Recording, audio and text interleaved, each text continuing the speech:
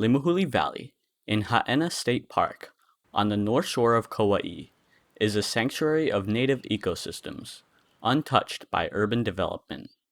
Miss Lei Wann is one of the valley's landowners and primary caretakers. She preserves the wildlife and history of this sacred place, as her ancestors before her. We are the last Kuleana land holders and the last descendants. My great-grandtutu was just born right down below here.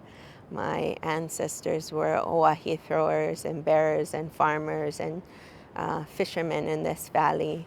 The archaeological sites that we'll see below, I'm told they built many of those structures. As director of Limahuli Garden and Preserve, Miss Wann draws on her family connection to the valley, her desire to perpetuate Hawaiian language and culture, and her conservation background. She and her team work to preserve the valley, removing invasive species, collecting seeds from native plants, and clearing debris from the stream. We have about 22 employees right now, and they're spread out between the whole valley. We have a whole crew that works in the living collections and a garden area. We have a crew that works in the visitor center. And we also have lower preserve crew that works in the back of the valley.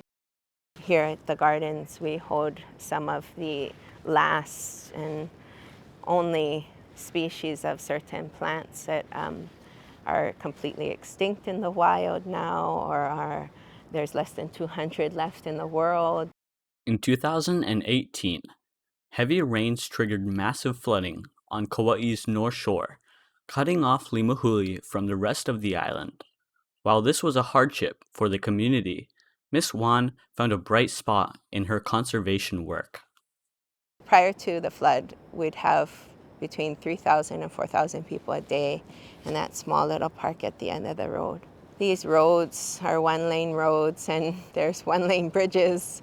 They can't take that many people per day, and not only that, oftentimes they're driving in places they don't belong, and it really was a mess. And so the 2018 floods happened, and Haena really shut down and was cut off for about a year and a half from the rest of the world.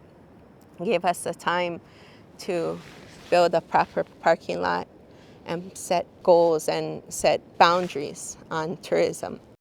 New rules now limit park access to 900 visitors a day and roughly 100 in the valley itself. That was more manageable without taxing or impacting the resources. We live in this really remote area, and there's really, rugged hillsides and often landslides when there's rain. We'll be using drone technology to bring seeds back into the landslide areas. Miss Wann upholds her family calling to preserve Limahuli so future generations can experience the history and culture of our island home.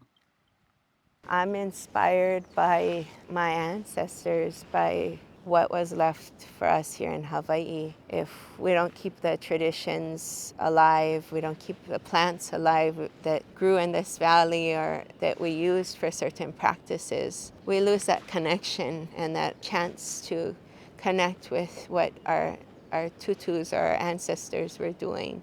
This is Bradley Pratt from Island School for Hiki.